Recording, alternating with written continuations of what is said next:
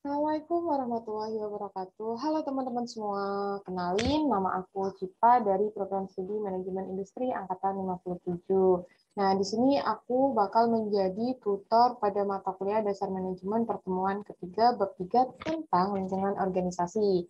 Nah, di lingkungan organisasi ini akan membahas tentang apa itu lingkungan organisasi, kemudian komponen sistem, kemudian ada pihak-pihak yang berkepentingan, dan lain sebagainya. Mungkin kita langsung aja ke pembahasan selanjutnya. Nah, yang pertama itu ada lingkungan organisasi. Apa sih lingkungan organisasi itu sendiri? Lingkungan organisasi adalah semua elemen di dalam maupun di luar organisasi yang dapat mempengaruhi sebagian atau keseluruhan suatu organisasi, di mana terdapat dua jenis klasifikasi lingkungan, yaitu lingkungan internal maupun lingkungan eksternal. Nah, sebelum masuk lingkungan organisasi, alangkah baiknya kita mengerti dulu apa itu organisasi. Organisasi itu merupakan wadah atau tempat berkumpulnya orang dengan tiga sistematis, di mana terpimpin, terkendali, terencana. Nah, rasional dalam memanfaatkan segala sumber daya. Gitu. Kemudian selanjutnya ada pengertian dari sistem. Nah, sistem itu suatu kesatuan yang terdiri dari komponen atau elemen yang bisa dihubungkan bersama untuk memudahkan aliran informasi, materi, atau energi untuk mencapai tujuan. Nah, intinya itu pada sistem itu suatu elemen-elemen itu dihubungkan, bisa dilihat pada gambar di ini ya, di PowerPoint. Nah, jadi yang dimaksud dengan sistem sendiri bisa berbentuk apa saja dan berada di mana saja. Pada intinya, suatu sistem itu terdiri dari elemen yang bisa berbentuk individu atau bagian-bagian yang terpisah, kemudian berinteraksi satu sama lain untuk mencapai suatu tujuan. Jadi bisa disatukan dalam sebuah interaksi gitu. Untuk selanjutnya ada komponen dari sistem. Komponen sistem itu sendiri ada 7. Yang pertama itu ada tujuan. Nah, tujuan ini setiap sistem memiliki tujuan yang mengarahkan pada sistem. Kemudian setelah ada tujuan, kita masuk ke masukan. Masukan sendiri itu adalah segala sesuatu yang masuk ke dalam sistem dan menjadi bahan yang akan diproses. Nah, setelah masukan, kita masuk ke komponen sistem yang ketiga, yaitu proses. Bagian yang melakukan perubahan atas transformasi dari masukan yang sebelumnya menjadi keluaran yang berguna.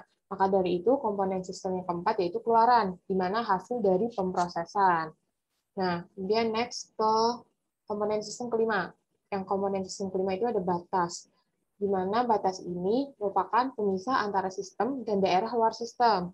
Setelah ada batas, kemudian ada mekanisme pengendalian dan umpan balik, yaitu mencuplik dari keluaran tersebut. Dan yang terakhir yaitu lingkungan, segala sesuatu yang berada di luar sistem. Oke, kemudian kita akan membahas tentang elemen lingkungan tindakan tidak langsung. Nah, apa sih itu elemen lingkungan yang tindakan tidak langsung itu? Yang pertama itu ada pihak berkepentingan eksternal atau external stakeholder, di mana kelompok atau individu dalam lingkungan eksternal yang mempengaruhi aktivitas. Contohnya ada serikat pekerja, pemasok, pesaing, kelompok khusus, dan badan pemerintah. Yang kedua, ada pihak berkepentingan internal atau internal stakeholder, kelompok atau individu yang tidak benar-benar merupakan bagian dari lingkungan organisasi. Nah, contohnya itu ada karyawan, pemegang saham, dan dewan direksi. Nah, selanjutnya itu ada elemen lingkungan tindakan tidak langsung.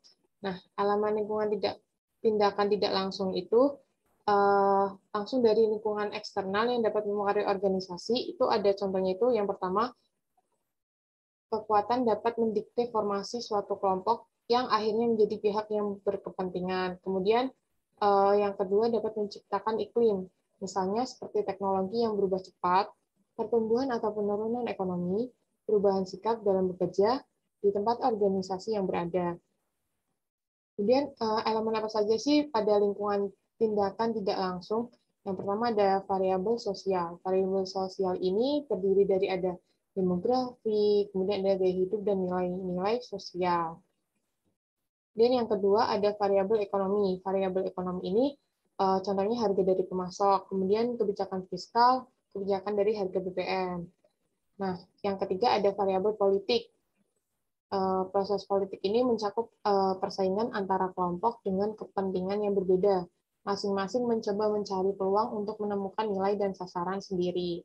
Nah, yang keempat itu ada variabel teknologi, di mana tingkatan teknologi dalam masyarakat atau industri tertentu cukup menentukan produk dan jasa apa yang dihasilkan. Jadi teknologi ini juga berpengaruh ya. Misalnya peralatan apa yang digunakan, bagaimana caranya, kemudian operasi akan dikelola. Oke, selanjutnya ada lingkungan eksternal ya. Nah, lingkungan eksternal ini adalah semua elemen di luar suatu organisasi yang relevan pada operasinya. Yang itu terdiri dari input dan output suatu sistem berasal dari lingkungan eksternal. Nah, input sendiri meliputi bahan baku, uang, tenaga kerja, dan energi. Nah, output sendiri itu adalah transformasi menjadi produk atau suatu jasa yang berasal dari input sendiri. Nah, pihak berkepentingan eksternal itu ada apa saja sih? Yang pertama itu ada pelanggan. Kemudian yang kedua ada pemasok, yang ketiga ada pemerintah, yang keempat ada kelompok khusus. Nah, pelanggan ini menukarkan sumber daya umum berbentuk uang dengan produk atau jasa organisasi. Nah, pemasok itu setiap organisasi membeli input, misal bahan baku maupun energi. Nah, pemerintah itu yang mengatur dan membantu melindungi kegiatan organisasi dengan membuat undang-undang dan peraturan agar lebih tertib dan tertata. Kemudian kelompok khusus menggunakan proses politik untuk mengemukakan posisi mereka mengenai isu tertentu. Kemudian lembaga konsumen. Lembaga konsumen sendiri adalah lembaga yang menjembatani kepentingan pelanggan dengan produsen. Yang keenam ada media. Media sendiri itu peliputan komunikasi agar masa semakin luas dan canggih. Kemudian yang ketiga ada serikat pekerja, yang ke-8 ada lembaga keuangan, dan yang ke-9 ada pesaing. Nah, setelah kita mengetahui lingkungan dari eksternal, kita masuk ke lingkungan internal. Nah, lingkungan internal sendiri adalah elemen yang terdapat di dalam organisasi.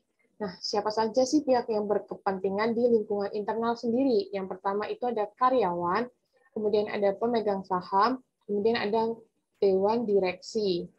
Nah, itu materi dari dasar manajemen bab 3 pertemuan 3 tentang lingkungan organisasi.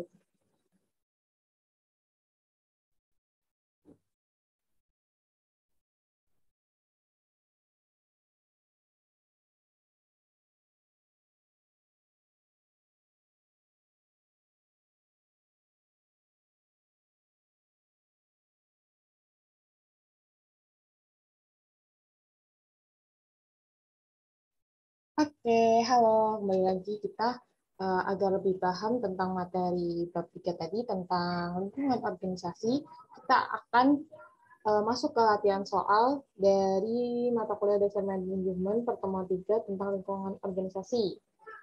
Nah, kira-kira soalnya kayak apa ya?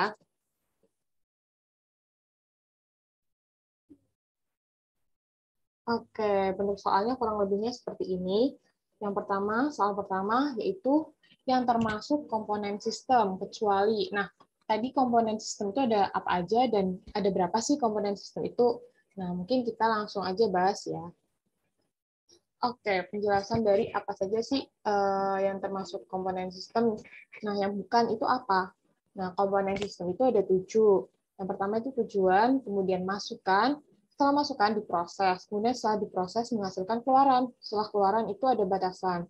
Setelah batasan itu ada mekanisme pengendalian dan umpan balik. Kemudian yang terakhir itu lingkungan. Jadi yang bukan termasuk komponen sistem itu adalah ketua. Nah, berarti jawabannya adalah A. Nomor 1 selesai ya.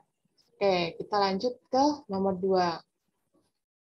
Contoh pihak yang berkepentingan eksternal atau dikatakan eksternal stakeholder itu adalah apa sih? Atau jawabannya A, dewan direksi, atau B, para pegawai, yang C, badan pemerintah, dan yang terakhir ada pemegang saham. Nah, dari teman-teman ada yang tahu nggak nih kira-kira apa ya? Biar lebih paham, kita langsung masuk ke penjelasan. Oke, penjelasan pihak berkepentingan eksternal. Kelompok atau individu dalam lingkungan eksternal yang mempengaruhi aktivitas itu contohnya serikat pekerja, pemasok, pesaing, kelompok khusus, dan badan pemerintah. Jadi jawabannya adalah badan pemerintah ya. Nah, untuk dewan direksi, para pegawai, pemegang saham itu termasuk internal stakeholder ya. Oke, kita masuk ke soal ketiga. Nah, soal ketiga itu ada sistem yang terdiri dari elemen baik berbentuk individu atau bagian-bagian yang terpisah, kemudian berinteraksi dengan tujuan, yaitu Nah, kira-kira apa ya? Mungkin kita langsung masuk ke penjelasan. Di mana sistem itu terdiri dari komponen atau elemen yang dihubungkan bersama untuk memudahkan aliran informasi, materi, atau energi untuk mencapai suatu tujuan. Jadi, jawabannya adalah C, mencapai tujuan. Nah, sistem terdiri dari elemen yang bergunanya itu untuk apa? Jadi, jawabannya untuk mencapai tujuan. Oke, kita masuk ke soal keempat, yaitu tipenya benar-salah. Oke, soalnya yaitu perubahan jumlah penduduk termasuk variabel ekonomi dalam elemen lingkungan tindakan tidak langsung. Perubahan jumlah penduduk termasuk variabel ekonomi dalam lingkungan tindakan tidak langsung. Nah, kira-kira dari pernyataan ini itu benar atau salah? Perubahan jumlah penduduk itu variabel ekonomi, elemen lingkungan tidak langsung.